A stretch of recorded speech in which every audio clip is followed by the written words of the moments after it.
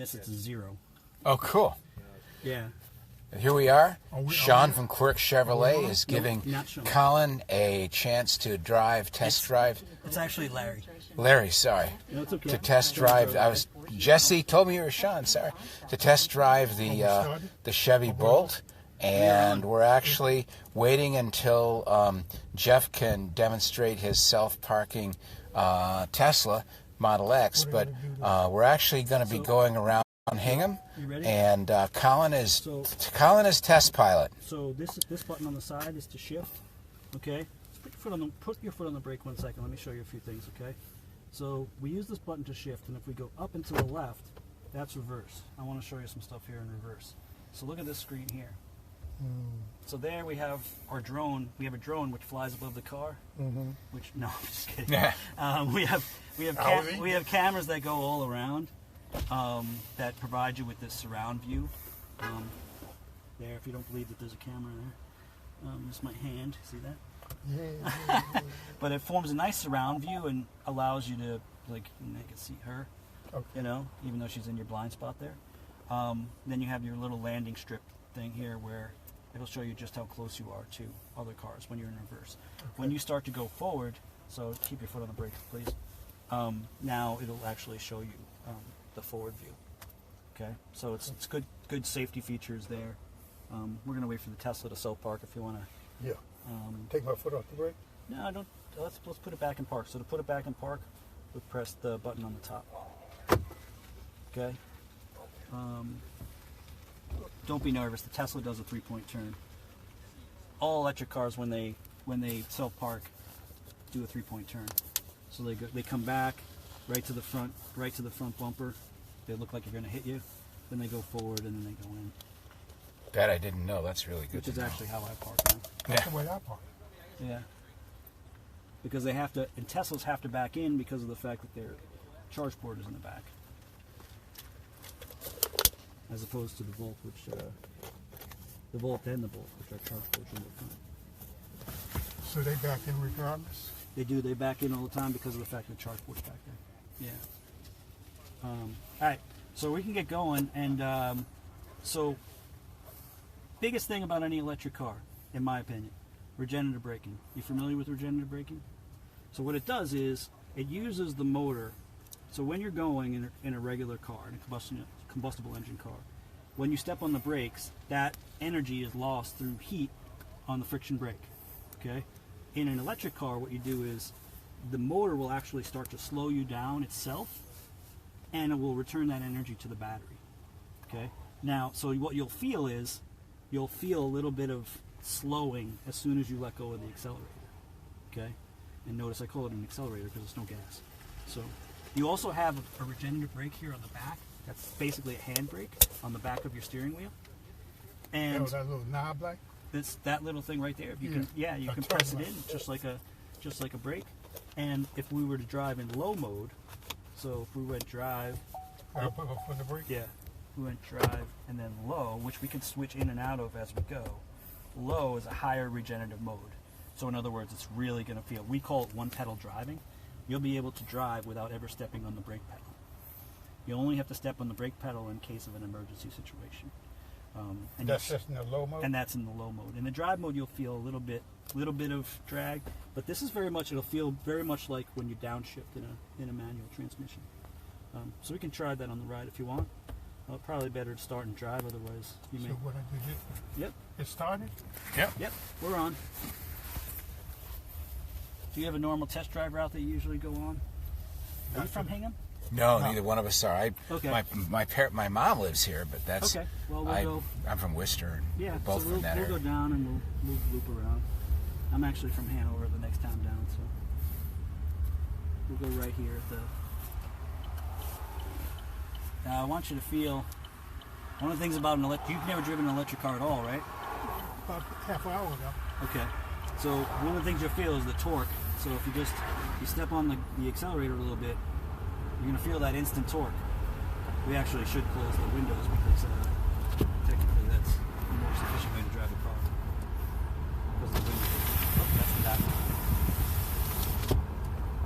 Oh, excuse me, lady. Yeah. I hit this one up. You pull in that front front button there. That's the passenger side. The driver's side is the other one. This one? Yep. That's the one Yep, that's yours. Yeah. So quiet. Yes. It's a very quiet car, obviously. And so what you're seeing there on your speedometer as well, when it picks up the lane, it'll show you a picture of your car, and it'll be green with the lane. It's one of the safety features, which is lane assist. So it tells you whether you're in and out of the lane. If you were to start veering out of the lane, it would pull you back into the lane, assuming you didn't steer. If you override it with steering, then it would just let you do what you want to do. It won't argue. No, it doesn't argue with you. That's the one thing about autonomous driving in general, is that the car still wants you to be in control. It doesn't ever override the driver.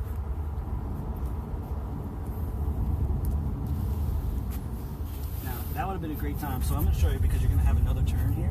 I'm going to throw you in low. And I want you to feel when you come up to this turn, if you just start letting go of the accelerator a little bit instead of hitting the brake. You feel that?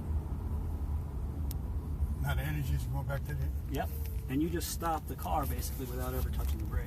Yeah. So that's why a lot of these brakes last the lifetime of the car? That's why the brakes will last a long time. Because yeah, that didn't use your brake pedal at all. So the friction brakes were completely untouched. We'll go down a little bit further and then we can always just turn around. And like when you get to this light, that's it, you're stopped, right? And now we do tell people when they stop at a light to put their foot on the brake. And I'll tell you the reason why. Is your brake lights would not be on otherwise. Okay. So they do go on when you're slowing. Okay, when you're slowing down. So when you use the regenerative braking, it is putting your brake lights on. But once you're stopped, if your foot's not on the brake, they won't be on. And technically, if there's nobody behind you, somebody might think you're not stopped and bump into you. Now you feel the handling. The car's got a big battery that's underneath, so you're going to have that center of gravity that's very low. Most electric cars actually do have that. Handling is great. Yeah, it's now what you're seeing now is you're seeing two things on the speedometer there. The green car means that you're at a safe distance from the car in front of us given your speed. And then the green with the little lines on it means that you're in your lane. So let's go to the right, and then we'll just kind of go up and loop around and come back here.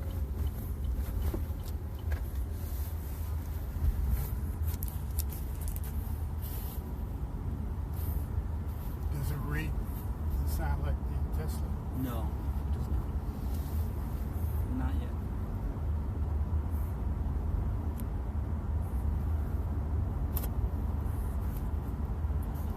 This is nice. I didn't realize how nice these were. Yeah, this is, I'll tell you what, it's, we have a lot of Chevys on our lot, and we have top 5 Chevy dealer in the country, and we have over 1,000 cars, and this is my favorite car there. Is the Bolt selling pretty well? The Bolt is selling great. Great. You know, we've sold 600 EVs in general this year, so Wow. yeah, we're the largest EV dealer outside of California. Oh, that's really good to know. Yeah, because I'm so tired of hearing about how California is getting plenty of charging stations and infrastructure, and there's all these EVs, and it's so frustrating we're not doing it here. The easiest way to, whatever you can turn around would be great. So like if it's easy enough to, Let's go around if that it's parking easy lot. enough to, yeah, that's fine. That's fine. Yeah, well, the thing about California is that they have a lot more. They have a lot more infrastructure for electric cars, and then they also, instead of offering money, which they do offer, Yep. they also have benefits, which is something that the state of Massachusetts hasn't really done yet. Okay. So in other words, more parking, more HOV lane usage, Okay. that kind of thing. I think an HOV, using the HOV lane would be a nice little step for it. You know, there's a lot of single drivers that drive in the morning to Boston. Yeah. And Sure. if you were to open it up to electric cars, you might have, you know, some people on the margin that might get interested in electric cars just for time's sake. and you know, whatever gets them in it, rather than having to offer money. You know, rather than having to say, you know, here's $2,000 to get the car. I think it's kind of one of the bigger next waves. Yeah. That comes out would be one, either a drop in battery prices, which cause the price of the car to come down when the subsidies go away, or just more benefits in general. This guy was very. Yeah, I think, and you've driven it low the whole time. It's funny, just the beginning, since I put it into low, like back on that turn, you've driven it low the whole time. Yeah, And- I really. Yeah, and think about that, like you've already gotten used to it, you know, pretty much, right? I don't feel like you're driving, like, you know, you're jerking around and stuff like that. Right. I didn't want to move anything while I'm moving. You can. See, that's the thing, is if you want to go back to drive, you just hit it down like that. That's it. Oh, You're back in drive. And so a lot of people will actually do that. You know, stop and go traffic, they might use low. And I think we did make a here. left. Yeah. Stop and go traffic, they might use low. When they're on the highway, they might use drive. I drive in low all the time. But. So what's this for? So this is all the information on the car. So Chevy's infotainment system is one of the best around. This is the 8-inch screen. Has your radio with Sirius XM. Has a bunch of stats when it comes to energy, Okay. including some gamification stuff, which gives you a score based on how you're driving. So your technique, your terrain, your climate settings, and your outside temperature. Those are the things that affect the mileage in any car. But in an electric car, we actually care. You have a 10-inch screen too, don't you? Upgraded model or something? Or No, the No? 8-inch screen is actually Oh, okay, Chevy's biggest okay. screen. The 8-inch with nav is our top Okay. one. This does not have navigation, this particular one, but Apple CarPlay or Android Auto will provide you with all that. So, But Cool. it's in this. and the price is right. Yeah, all you have to do with Android Auto or Apple CarPlay is just plug your phone in with a USB into one of our USBs. We also have wireless charging in this car right here.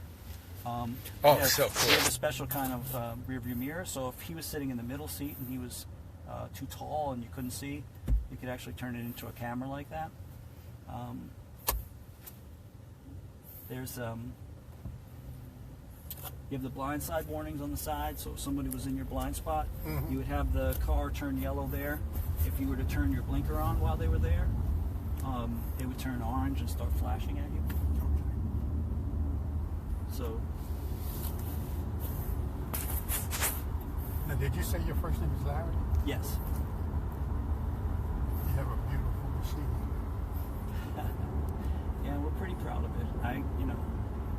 Look, I actually am very close to buying a blue Premier myself. Actually, just got prices on it this morning. Okay. Trading in a nice car and stepping up to this car. Hey Larry, we have some flyers, NIA flyers. I'll give you a bunch, and you can put them on your desk back at work. And when people come in, if they're on the fence, they can see that there's organizations supporting this that are EV enthusiasts out there.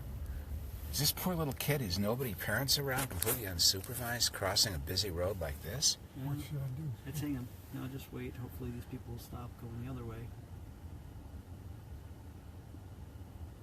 What a good kid. What a nice kid.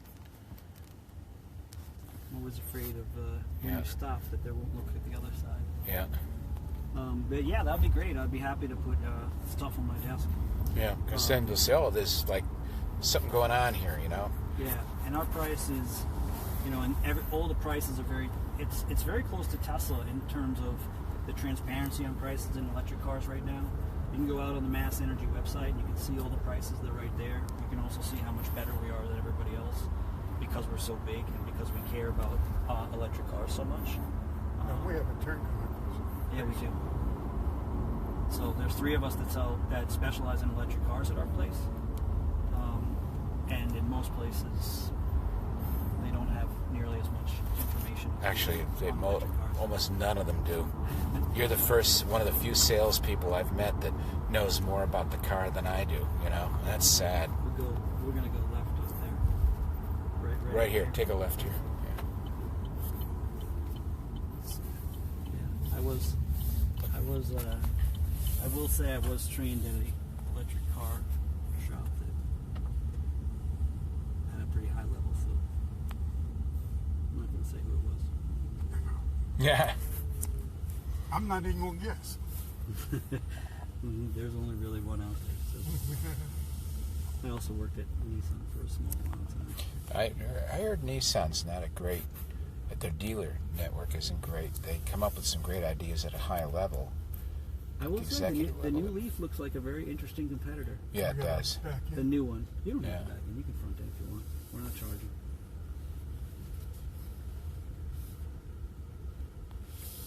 Although Seinfeld says there's never a good time to front end. There you go. Thanks, Okay, how do Larry. you get- Thanks, Just press the Colin. button right on top for park. So that's it. That's it. Yep. Very nice.